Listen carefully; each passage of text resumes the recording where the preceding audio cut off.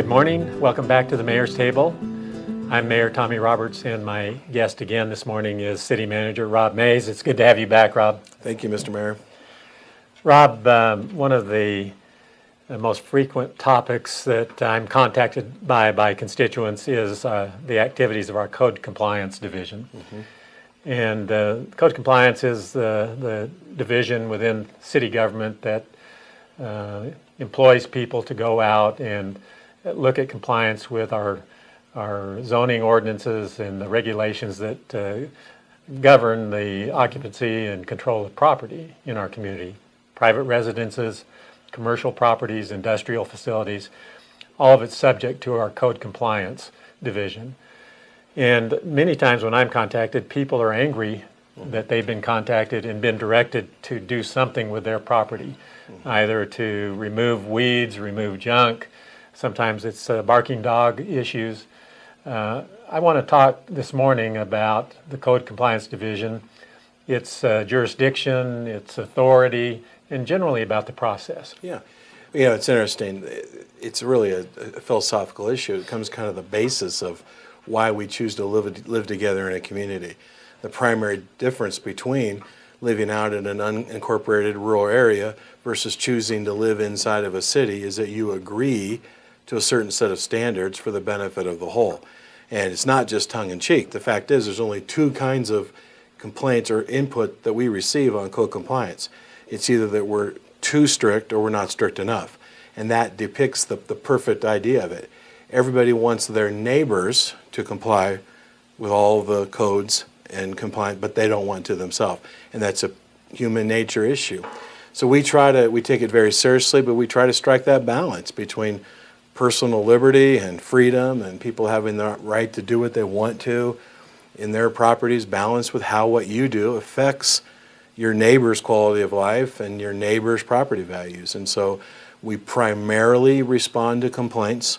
That's the primary way by which we respond, although we do have an emphasis and do some proactive work as well.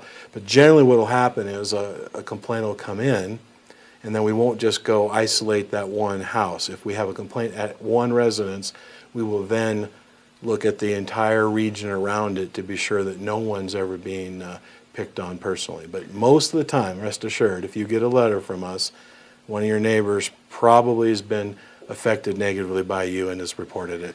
Many people think that our code compliance officers are just out there on the street and unmarked cars lurking in the neighborhoods trying to find instances of non-compliance. And that's one of the things I wanted to communicate to our viewers this morning, that is not the case. Yeah. Our people are responding to specific calls and complaints. Certainly if they're out in the course of doing their work, they see something that is obviously a problem, they will note that and take follow-up action on it. But I just want to assure our viewers that our mission is not to find incidents of non-compliance. We're generally trying to facilitate cooperative arrangements in neighborhoods where people enjoy living in their neighborhood and they know that there's a format of regulation in our community that they can rely on to assure that they enjoy their living situation. So that's one of the messages I want to get out. So let's talk a bit more about the process. Okay. If a code compliance officer goes out and sees a possible violation, determines that it is a violation of our code, what does he or she do? Okay, so again, it kind of depends how it's initiated, but if it's a complaint that comes in, we go out and investigate it, and they first verify that there is indeed a violation. No one has ever contacted or certainly cited just on the word of a third party. It's verified by a code compliance officer. They are then sent a letter that notifies them of the code they're in violation of and notifies them that they have 14 days to bring that into compliance or contact the office. There's a phone number of the officer that cited them. Call that number and then they can request a 30-day extension in order to bring it into compliance. And that kind of emphasizes this idea of working with citizens. There's no advantage to us to citing somebody in municipal court. We lose money in municipal court. It's an effective use of our time. So we really bend over backwards to work with people. They give extensions for legitimate reasons, but almost for any reason, you get a 30-day extension.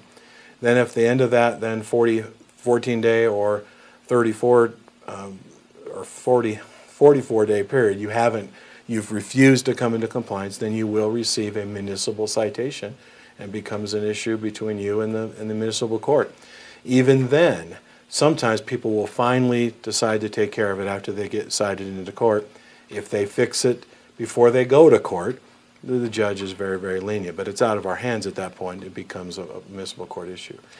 I assume that the municipal court decision, in the rare instance where it goes that far, would be appealable by the individual who's been cited and could be appealed to the district court. Is that a part of the process? Sure. Anything that's done in municipal court can be appealed to the district court, regardless of what the outcome is. But it is rare that things ever go that far. We work with people. Our co-compliance officers on more than one occasion have ended up doing the work themselves to help people, and that really makes me feel good when I see that kind of cooperation and volunteerism. But it's really people that refuse to comply and are affecting their neighbors' lives. We ultimately have to move ahead, and a lot of people get frustrated with us that there aren't enough teeth in the laws, that people are able to. We cooperate with people so much to the point that some people take advantage of that and say they're going to fix it and give me one more chance, and then they don't. In the meantime, that neighbor that's complained is still calling us and wanting to know when that weed problem is going to be taken care of, or when that trash or that barking dog. So it's all a balancing act, trying to use good judgment and common sense. Organizationally, the Code Compliance Division is within the police department. Is that accurate? That's right. We have 4 Code Comply officers that work within the Support Services Division of the Farmington Police Department. They're not police officers, but they are members of our police department team. There are times, believe it or not, that people their response gets very negative, and times the police even have to be called, that people resent someone confronting them. But we never want something to escalate to that level if we can help it.